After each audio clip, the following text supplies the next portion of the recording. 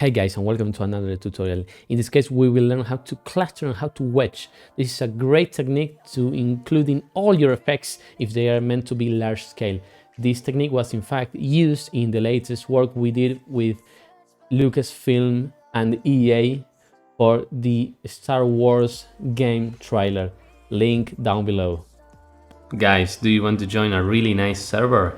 We have tons of different channels. We have effects, modeling, loop dev, compositing. We even have resources for every type of discipline.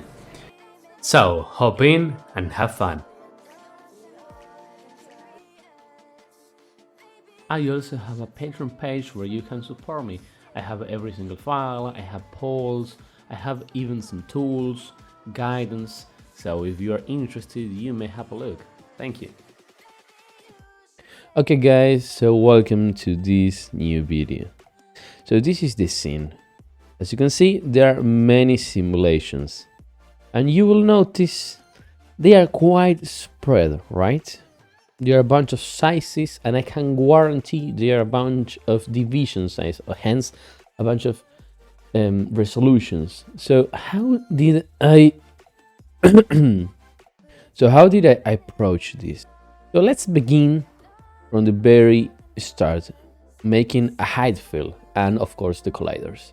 That's actually very easy, and I started by drawing some curves on the X and Z axis. These are the strokes. I press enter and I can draw on top of it, right? Then I resample this and I save the curve U with the subdivisions and 10 on length because it's a really big height fill. For reference, this is the height fill I'm using. That's why I drew there. On a wrangle, I decided to use or to create an attribute called width with a CH ramp called shape with a curve view multiplied by a value. If I then plug this into the Y radius, you will see that I can adjust this, right? So these are the same curves with a different radius. Then I flat them out a little bit with 0.3, and I projected all these all these lines into the grid. As you can see, I can move them around. Subsequently, I added and I decided to add these height fill noise to make things a little bit stranger. I mean, you can move them more or less. This is the element size I use and the amplitude. And I decided to add an erode. In this case, the erode is necessary. Why? Because I freeze it to frame 1001. Is it okay? No. It's just that I forgot to add more frames to it. So I left it at that. But I will use another one later on. I also decided to blur this a little bit because I didn't like how it looked. And I resampled this by 2. Then I decided to add an erode, which looks like this. Very strange, but of course with some more blur it will be better. The only thing I did is to decrease the cut angle to 10, and on advance the precipitation set to 0 because this is a desert and it shouldn't actually rain. I then blurred this again, added a noise just a little bit, not much, as you can see here. These are the settings.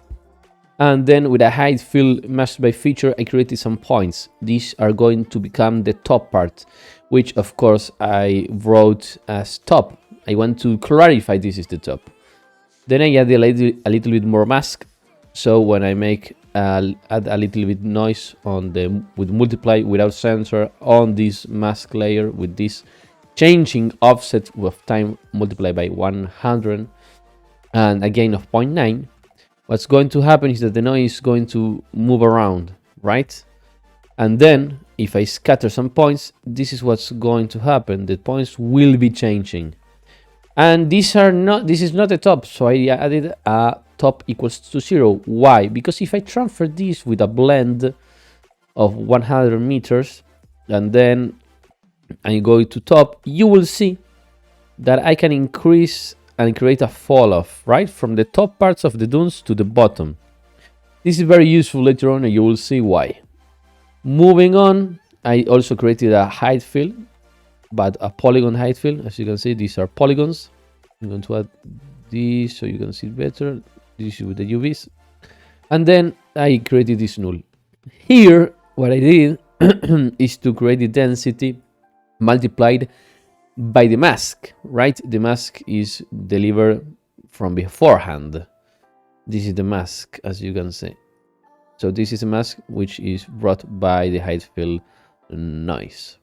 I also created the density, which is multiplied by the mask, and I remove every single point which is less than the threshold. So basically, I'm deciding how far from the top you are going to have the source. This is what I liked the most, right? But finally, I created a frustum from the camera.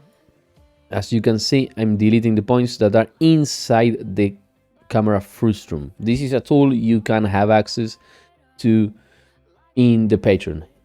Regardless of this, I'm going to show you how this, at least this polygonal frustum was made. So let's dive in. Going inside, the main idea of this frustum is to have a box. The box has to be on the positive. If this is the 0, it has to be on the, let me show you from the top view. It has to be on the positive 1 on the x-axis and on the negative 1 on the z-axis. This is key. Then I have to, the one who on the z-axis, which is the front, has to be grouped. The back has also to be grouped. And then I'm going to promote this everything to points. Now I have the points right here. The primitives are going to be scaled a little bit. This you will see why in a moment. And then I'm going to extrude a lot this cube.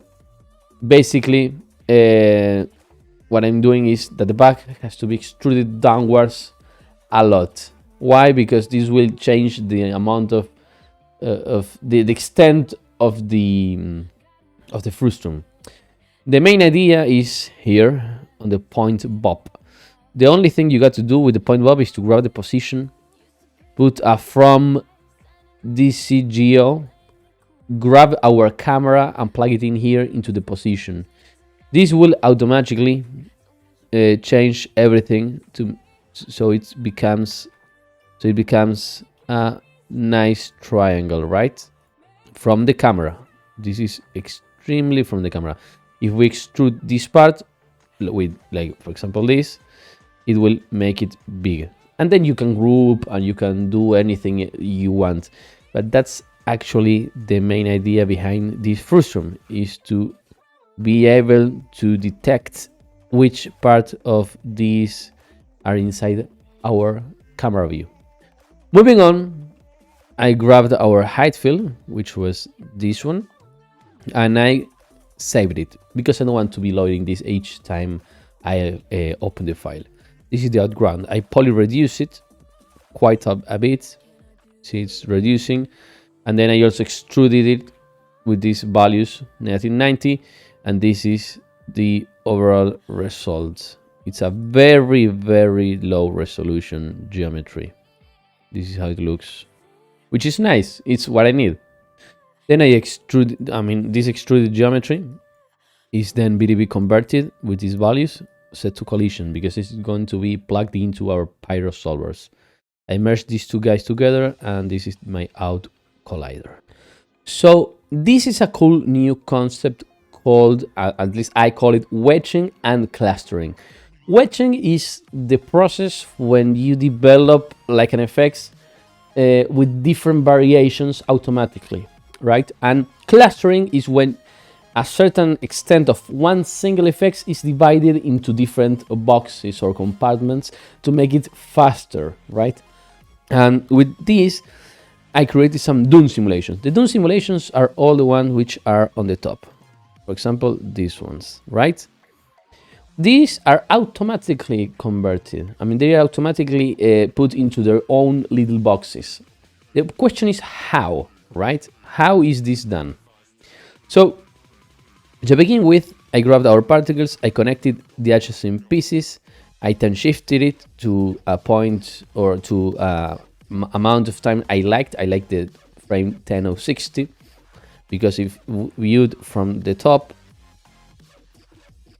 here, I can see that there is a nice cluster here, a nice cluster here, another cluster here, and another cluster here.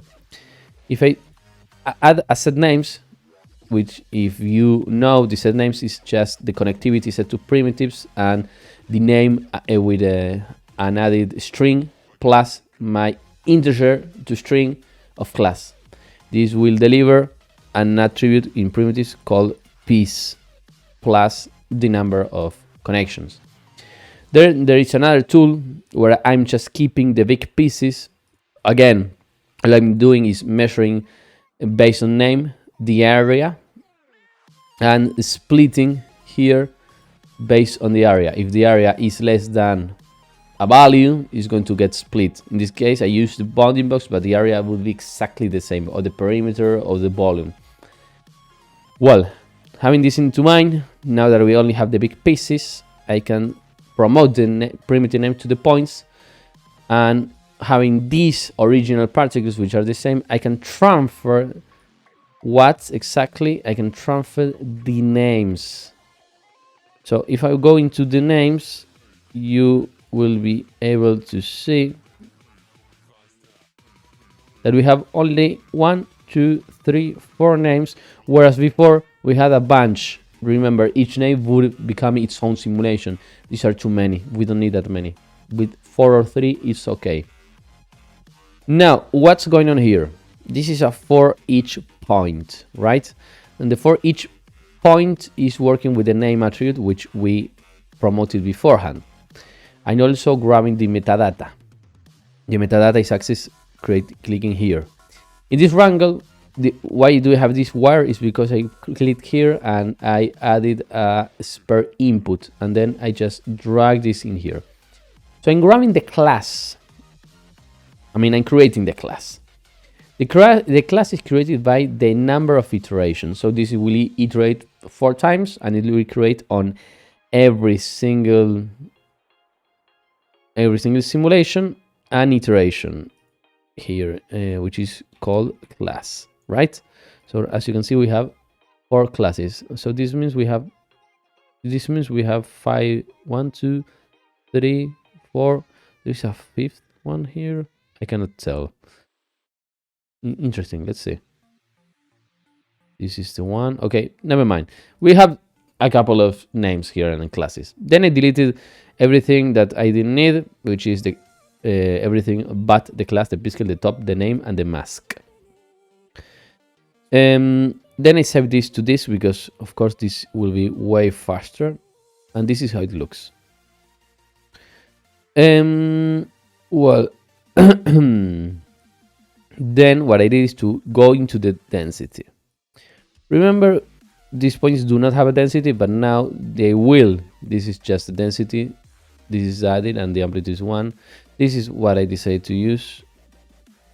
There's not a big decision behind this, but I don't want 0 values. I want basically everything to have a little bit of density. And on this wrangle, what I'm doing is to basically multiply the density by the mask. The mask, as you might remember, we have it beforehand. This is the mask, which is delivered way back from the Heightfield mask. Right here, what I'm also doing again is to remove everything that's everything is the same function as before. Basically, I can trim a little bit more if I wanted to, right? And then there's this thing. Where is this getting from? Why is there a class and a wedge attribute? So we should skip a little bit to the end part of this simulation, or to this part. But let's stay with this, and I will explain how this is loaded in. So I just created a pop network with the points, and the pop networks, the only thing it has is a pop force with x 100, an amplitude of 60, and a swirl size of 20. Nothing else. This is how I'm looking, and on the source I have the life expectancy of 0.4 and a life variance of 0.1. Then what I'm having is a density. the density being multiplied by a ramp being 1 negative in h. So if I visualize the density right here, well, I think it's not going to be shown. Why it's not being shown? Because this is not okay. So if I move around this, I can basically say, hey, at least what I want here is that I get more density as time goes by. It is kind of the opposite of what one would expect, but I want like a nice transition from the beginning of the simulation towards the end. The speed scale is exactly the same. The speed scale is in fact based on the density. I can change it a little bit. This will change in the volume rasterize. And every density which is less than this value will be removed. As you can see, I can play around with the density. I can even turn it around. I can do whatever I want. I can increase the scale of our particles in a certain amount of density, which is okay. See, I want to go backwards to what I had. And finally, what it is a pyropos process, so I can optimize if there is any room for optimization. For example, the velocity here is 6 to 3, and with this optimization, grabbing the velocity, I'm reducing the size to 200,000. How is this working? How is this wedge working? Because otherwise we will be looking at this, which is a lot. So why I'm grabbing this? I'm grabbing this because in order for the wedges to work, they need to be stored separately on the disk. And this is done like so. Have a look. So the way this works is with the labs file cache. There's an option. If I'm going to grab another one, labs file cache. This is how it looks without anything. So you can turn on the wedging. When you turn on the wedging, these little points appears. These points are meant to be for the different simulations we have, right? These are different simulations. And what I can tell from this is that you need to decide how many simulations I'm going to have. And the way is to go back into here, right? So what I did is to firstly say that I want to have one attribute, and I'm going to call it wedge. And this is going to be a custom range. From what to what? Well, it depends on the wedge count. So if I grab the detail from my simulation setup metadata, which is this one, and I grab the number of iterations, hence the maximum amount of iterations, I'm going to be delivered with the amount of simulations I have. In this case, I even made a mistake. That's why I was saying, hey, why we have 5 if we actually have 0? It's because the number of iteration, if we look at it in the detail, we need to process this again. The number of iteration depends strictly on, hold on. Oh, because there we go. It depends strictly based on the maximum amount of iterations from 1 to the number of iterations, not from 0 to the amount of iterations. So in this case, with this method, what I should have done is to add at the end of all this a -1. And this will be the right option. I'm not going to add it, but I need to be open about this mistake. Then I need to have a wedge. So I need to differentiate when is the first iteration, when is the second iteration, and so on.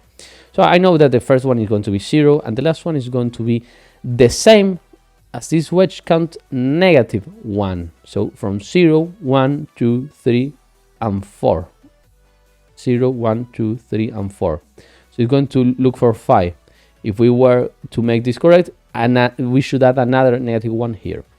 So this is how it's working. And then if I go into the wedge and I do, hey, blast me the class that has this wedge, you will see that when I move this around, this value will be changing. So it's going to blast each of these points individually, as you can tell, right? So that's how it works.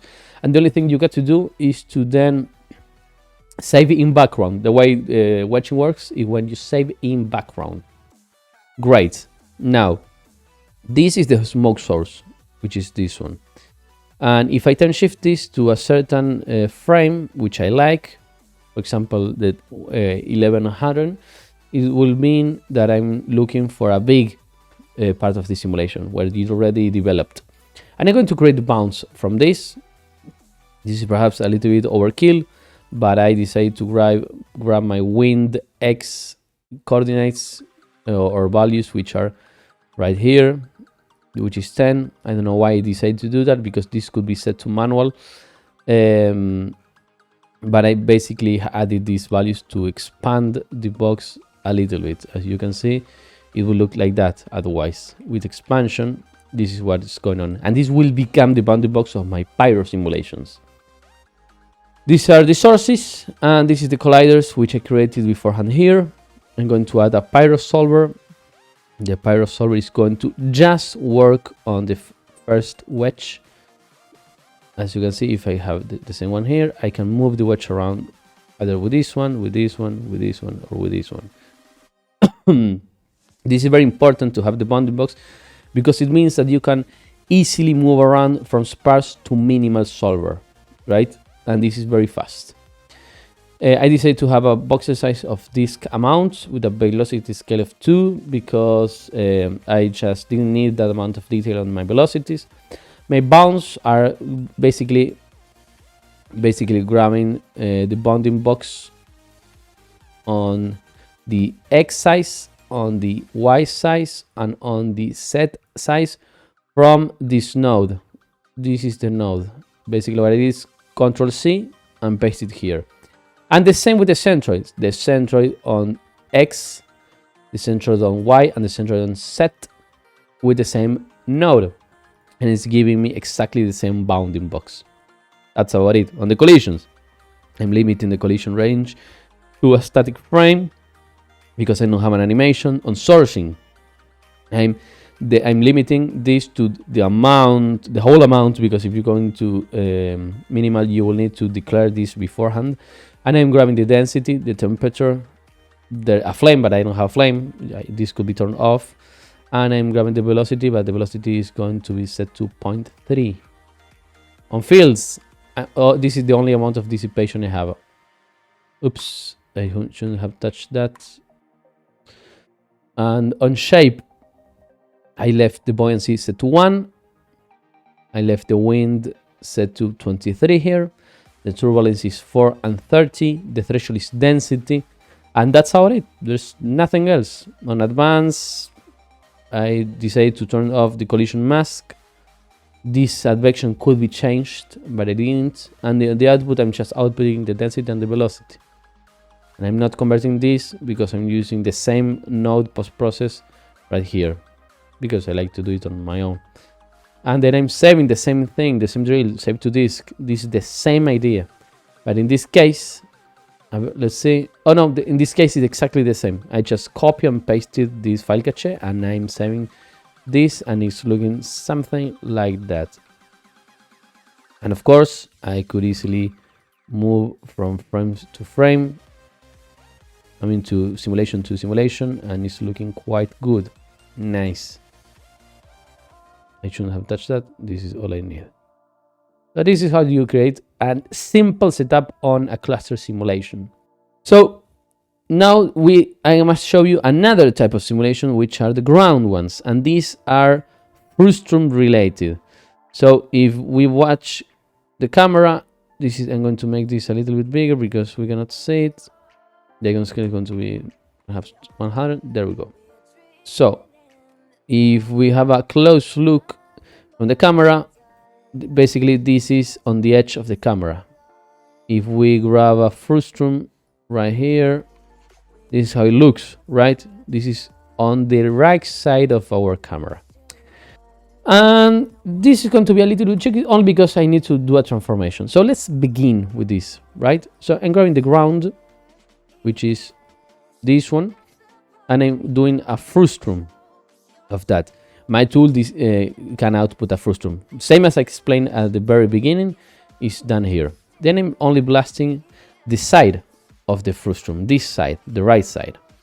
And I'm grabbing the geometry again, the extruded low poly geometry, and I'm doing a boolean. The boolean, what it's doing here is basically removing what's been colliding with. I'm having the same thing here, but I moved it a little bit on top. So as you can see, this is going a little bit on top. And then boolean this with an intersection to grab like the altitude of what's going to become my source. And this is all on the side of our frustum. And then I'm going to just poly extrude it a little bit to that side, just to 10. I could do more or less. And this is the big chunk. And then I need to divide this on the different amount of simulations I want. So I created a grid and I basically match it out with my big chunk, which is this one. I'm basically matching it out on the side. This is the top view. It's matching right basically on the whole length of this chunk, and I'm faceting this on unique points. So now if I extrude this, each of these ones are going to be extruded individually. I'm extruding this and creating a connectivity to create the primitives. As you can see, I have 8 pieces from 0 to 7, and I'm blasting based on a wedge. This wedge depends on this, so I can decide which wedge I want for the simulation. You will notice that this is quite strange because it's actually the simulation should go from the side, but my camera is rotated, so I'm going to fix that in a moment. So basically I'm doing a boolean right now from the different chunks. Each chunk is going to be its own simulation, and I also grabbing the total amount of points and basically assemble these based on a name attribute, which is auto generated. But I have 8 points here, and then I'm transforming this. I'm transforming this in order, if I show you here, I'm transforming this basically so it's going to be aligned later on. Instead of being a diagonal, it's going to be like parallel to one of the X or Z axis. You will see in a moment what I mean with this. So I'm grabbing this beautiful chunk, which I transformed it beforehand. This could also be transformed right here, so you can understand it a little bit better. There we go. I'm transforming it. And the same I'm doing with this null. This null is actually this frustum. You will see that if I transform this, I'm getting my side more or less aligned with one of the axes. Beforehand, it was not nearly as aligned, and now it's more or less aligned, this side, right? So one of the sides is pretty much well aligned. You will see I just moved the orientation. I'm also moving the orientation of the geometry, the same way I'm moving everything else. And I'm working from here onwards, right? I'm creating the bounds of this chunk, and these bounds are being extruded a lot on the Z axis, because what I want to create is that basically this has to be filled. That's why I chose this value, otherwise it wouldn't be filled anyway. And I'm grabbing like the strips of the whole box this is the simulation is going to take. Then I'm also grabbing this, I'm picking it a little bit like 6 meters, and I'm booleaning this. So I'm grabbing this box, which is frustum from this, and boolean. Then I'm also boolean the actual ground, the original. So this is the box where I want the smoke to be simulated. I'm also merging it with the current chunk, which in this case is not where it's supposed to be. Oh, right, because this should be here actually. So when I merge these two guys, I'm having both things merged, and if I do a bounding box, it's going to take account all these things. So this is the bounding box. These are the limits. I know it's a little bit confusing, especially because of these transformations, but don't worry. This is the best way to do it, or the best way I came across to do it. Otherwise I would have had to move the bounding box inside of the DOP network, which I just didn't want to.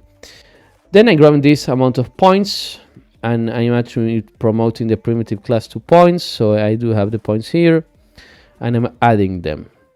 I'm also doing the same transformation, right? This is the same. Oh no, the transformation is only moving it upwards. Sorry, my bad. And then I'm with this extruded geometry, I'm raying them to the ground, because I want all of them to be on top of the ground. This is a representation of how of each simulation, simulation 0, 1, 2, 3, 4, and so on. And I'm grabbing a distance from geometry based on my camera origin. This is where my camera is, and these are the points of the simulation. Of course, these points right now are the ones which are here, and well, this is not so okay because I should have transformed them like so, if I'm not mistaken. No, well, I should have done this a little bit different, but basically the farther away they are from the camera, the more resolution they are going to get.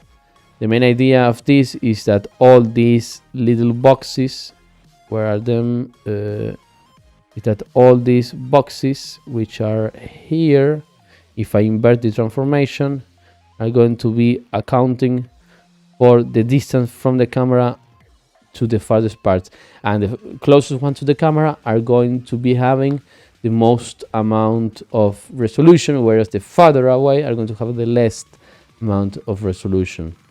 Since they are ordered sequentially from left to right, it's going to be pretty much the same, but it would have been better if I put the points from going from well, basically going from the orientation of the camera. Since this is not oriented, it's going to be a little bit off, but the idea is going to remain. So if I dive into my distance and then look for the attribute dist, we will be seeing the following. Basically, if I go into this distance is going from 82 meters, which is this one, to 280, which is this one. This is the whole distance. If I remap it, distance to division size, and I look for division size, I'm going to have this angle going from 0.18 to 0.3. This is how it looks from 0 to 1. So this is the amount of resolution I want, and if I blast this, it will account for the actual simulation, and then I'm storing here the division size in an attribute. Finally, but before the rendering part, I'm grabbing the chunk and I'm creating a source.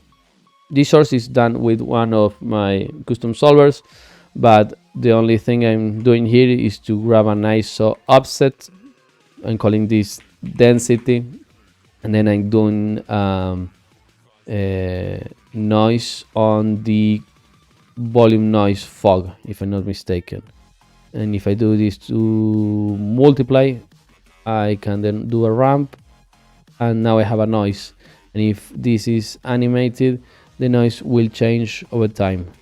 And if I do this twice, this is called temperature, and I merge these two guys together, you will see now we'll have two different types of simulations. I mean, two different types of noises. In this case, this should have been set to temperature. This is, and now I have the same source. As you can see here, this is of course a little bit changed, but it's the same concept. The collision, I decided to also transform the collision, because remember, all my sources are transformed. And then I am basically with the Pyro solver grabbing the same idea, grabbing the bounding box from, in this case, this node. But one different thing is that I'm grabbing the voxel size from the point of this division size, and I'm grabbing the division size of the point 0, because we're going to just blast everything but what we need. So each simulation is going to have its own idea, its own division size. I set this to minimal solver because it works for me. And then on the sourcing, I'm grabbing the temperature, the frame, I could turn this off, the velocity set to 1, and the fields, the dissipation is set to 0.001, the cooling rate is set to 0.001, and the shape, the buoyancy, instead, so let's look where this is going. I want the simulation to go from right to left. So if I go and set this to 1 on the positive set, it will basically, since the buoyancy is going to go instead from there to there. And if I set the buoyancy on 1, instead of going upwards, it's going to go downwards. So it's like control the temperature. Instead of using velocity, I'm using temperature to move the smoke around. And on advanced, I didn't change anything, and the output is the same as before. And we will see that if we merge all the wedges like so, and remember this is the transformation, but it's inverted. Basically what I did is to grab the transformation. I forgot to say, if you want to do a reference, you can do Ctrl Shift Alt and drag, and you will have a reference. And then if you Ctrl left click and then click again, you will have the inverted transformation. If you go into the smoke, you will notice that the division size are varying from 0.26 to what we had before, 2.25, 2.24, 2.3, 2.1. See, the division size are changing a lot depending on the simulation. If I go to the camera and I have a look at the first one, which is this one, and I blast it out, we can tell that the division size is set to 0.19. And if I go, let's say, to the 10th, which is almost the later one, the division size is set to 0.23. So it's indeed changing to our desired values. And these are all the simulations. They are done automatically, and they are split between all this amount of simulations. Why? I mean, all this amount of boxes. Why? Because otherwise simulating all of them on a single simulation would be impossible, even for a machine like mine. It would just explode. So let's move into the stage section, where things look quite nice. This is how the node graph looks from the camera. If I go into the karma, it's basically a nice smoke and a little bit of sand with displacement, nothing else. So how should we creating this? Let's turn off the smoke for a moment, so we only have the sand. This is how it looks. I'm going to make it a little bit bigger. Okay, so the sand dunes are very easy to make. I first of all grab the ground, which is just, well, is the geometry from the ground, the high resolution. And then I decided to add to the geometry ground a material surface which I created on my own. This material is the following. So it looks complex, but it in fact not. I'm grabbing the position, I'm grabbing a nav, just if I want to move the vector of the position around, and a multiplication. This is going to determine the scale of our texture. Basically it's the same on the 3 axes. And then I'm grabbing a noise. This noise is going to be determining our mix from these textures. The same idea goes from the position to the add to the multiplication. This is the size of the texture, and this is the projection. We need to grab the multiplication result to the position. And I'm grabbing a texture. In this case is an albedo. This is a texture grabbed from Bridge Megascans, and this is only an albedo or a diffuse material for the sand. And then I have some variations of colors which are being driven by a noise on this mix. As you can see, if I'm going to exaggerate it a little bit, you will see there are going to be spots which are going to be extremely high and spots which are going to be extremely low. As you can see, this is the mask doing its thing. It's going back to normal, and there we go. Then I'm adding a little bit of color, so it has like an orange tint. Otherwise, it would look, I don't know. I think I like it a little bit more with this.